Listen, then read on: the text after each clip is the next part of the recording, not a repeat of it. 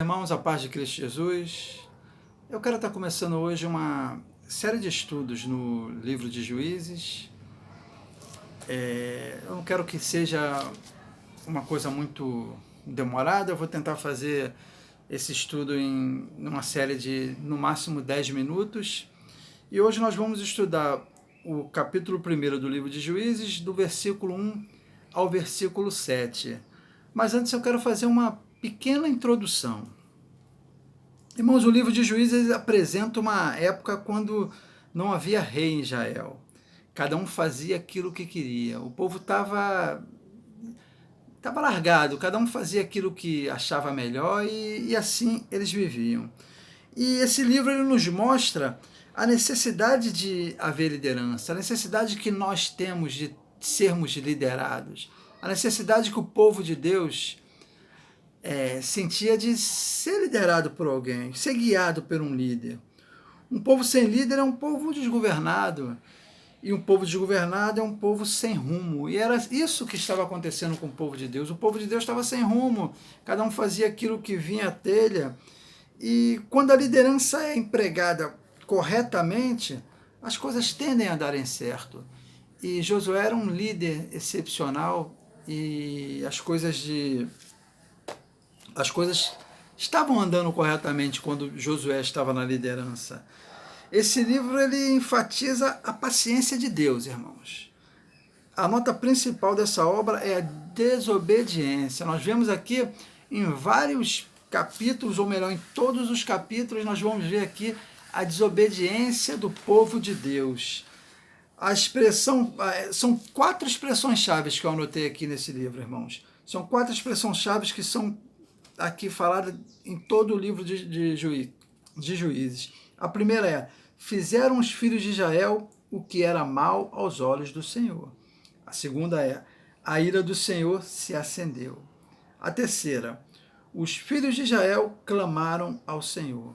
E a quarta: e levantou o Senhor juízes que os livraram. É sempre nessa sequência, irmãos. O povo fazia aquilo que vinha na telha deles, faziam aquilo que não agradava a Deus, depois eles clamavam a Deus e Deus vinha, levantava um juiz e libertava aquele povo. E sempre, assim sucessivamente, em todo o livro de Juízes é isso. É o povo pecando, é o povo pecando, é o povo clamando e Deus livrando. E assim sucessivamente. Aquele povo abusava da misericórdia de Deus, irmãos. Era um povo que abusava da misericórdia de Deus. Qualquer semelhança com o povo de hoje é mera coincidência, irmãos. O povo virava as costas para Deus, mas quando o cerco apertava, clamavam a Deus, e Deus vinha, levantava um juiz para libertar aquele povo. E eu quero estar lendo aqui, irmãos, do versículo 1, para nós começarmos o nosso estudo, do versículo 1 ao versículo 7 do livro de Juízes. Depois da morte de Josué, os filhos de Israel consultaram o Senhor, dizendo: quem de nós será a primeira tribo a lutar contra os cananeus? O Senhor respondeu: a tribo de Judá será a primeira, eis que entreguei a terra nas mãos dessa tribo. Então os filhos de Judá disseram aos seus irmãos da tribo de Simeão: venha conosco a herança que nos caiu por sorteio e lutemos contra os cananeus Depois também nós iremos com vocês a herança que lhes caiu por sorteio. E os filhos de Simeão foram com eles. Os filhos de Judá atacaram e o Senhor lhes entregou nas mãos os cananeus e os ferezeus. E em Bezeque mataram 10.000 homens. Em Bezeque encontraram Adoni-Bezeque e lutaram contra ele.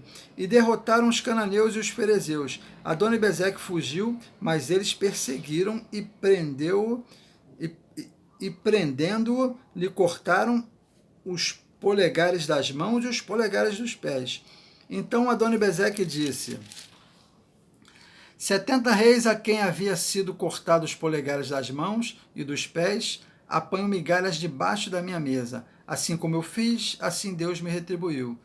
E o levaram a Jerusalém, onde morreu. Amém? Então, meus irmãos, o Josué foi um líder militar excepcional, foi aquele homem exemplar, aquele líder que qualquer um queria ter.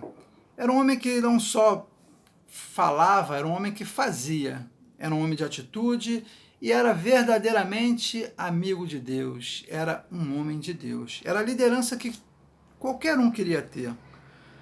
Mas, irmãos, depois da divisão da terra, nenhuma nação pagã ousou atacar Israel. Por quê? Porque a fama de Israel era grande, irmãos. A fama de Josué era grande. Não por Josué, mas pelo Deus que guardava Josué. Sobre o Deus que estava com as mãos postas sobre a tribo, sobre o povo hebreu. Aquela fama do Deus Altíssimo correu o mundo e todos tinham medo daquele povo. E, irmãos, mas agora nós vemos que agora Josué estava morto. E o que é pior, não apontou ninguém para o seu lugar. Aquela referência para o povo de Israel havia morrido. E Josué, ao contrário de Moisés, que preparou Josué para substituí-lo, Josué não substituiu, não preparou ninguém para substituí-lo. Então o povo ficou sem liderança e o povo fazia aquilo que vinha à cabeça deles, porque eles não tinham mais um líder, não tinham mais aquele homem o qual eles seguiam. E várias tribos corriam perigo, irmãos, de serem invadidas de todos os lados, porque a notícia da morte de Josué fez com que aquelas tribos vizinhas, elas perdessem o medo do povo de Deus. E a grande preocupação agora era escolher qual a tribo de Israel que ia liderar uma empreitada de guerra. Qual a tribo que ia à frente para combater os inimigos? Essa era a grande dúvida. E o povo consultou o Senhor, provavelmente por meio do Finéias, que era o sumo sacerdote, porque essa era a maneira de consultar o Senhor naquela época. Hoje nós podemos consultar o Senhor nós mesmos, mas antes, naquela época, existia um sacerdote e só poderia ser consultado o Senhor através do sacerdote. E quando a Bíblia fala que o povo consultou o Senhor, provavelmente foi através do sacerdote Finéias. E a resposta foi clara: Judá. Qual a tribo que vai? Judá. A palavra de Judá que vai, é Judá que vai à frente. Aparentemente, irmãos, os homens de Judá não se sentiam preparados para a tarefa. Apelaram para Simeão, a tribo vizinha, que eram seus irmãos, eles apelaram para aquela tribo porque eles acharam que aquilo para eles sozinho era muito. Então eles apelaram para a tribo de Simeão. Fizeram uma espécie de acordo, um pacto com a tribo de Simeão, mas com o tempo a tribo de Simeão ela foi sumindo do mapa, a tribo de Judá ela foi engolindo a tribo de Simeão. A tribo de Simeão foi absorvida pela tribo de Judá e mais à frente nós não ouvimos mais falar da tribo de Simeão. E foram para a empreitada, irmãos. As duas tribos atacaram os cananeus e os ferezeus. Os cananeus eram habitantes da Palestina Central. Os ferezeus também estavam entre as tribos que haviam se estabelecido na Palestina.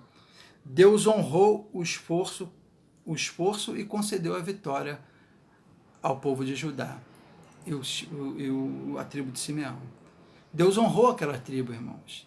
Deus honrou o seu povo, porque tomaram a iniciativa, consultaram a Deus. Deus falou: é vocês que vão ter que ir lá, vocês que vão de frente. E eles foram de frente, embora não acreditaram muito no taco deles, e quando pediram socorro à tribo vizinha, aos irmãos, a tribo de Simeão, ainda assim eles foram. E a palavra vai dizer que quando terminou a batalha, havia 10.000 inimigos mortos. Quer dizer, 10.000 inimigos foram mortos. A palavra não fala se morreu homens de Judá e de Simeão. A palavra fala que 10.000 inimigos foram mortos. Quer dizer, nós entendemos que aquilo ali foi um massacre. Perto da vila cananeia, os israelitas encontraram um rei chamado Adoni-Bezeque. Irmãos, é bom salientarmos aqui que Adoni-Bezeque não é o nome do rei. Adoni-Bezeque significa Senhor de Bezeque. Provavelmente Adoni-Bezeque é um título. Aquele homem era o rei de Bezeque, era o Senhor de Bezeque. Isso era um título, não era o nome dele. E o rei fugiu durante um tempo, mas logo os israelitas os capturaram. O rei até conseguiu fugir durante o tempo, mas logo o povo de Deus conseguiu capturar ele e amputar os dedos, os polegares das mãos e os polegares dos pés. Aquilo foi uma desonra para aquele rei. Incapacitou ele para a guerra, incapacitou ele para fugir. Aquele homem foi humilhado, irmãos. Ele, quando perdeu os polegares, ele não podia mais empunhar uma espada.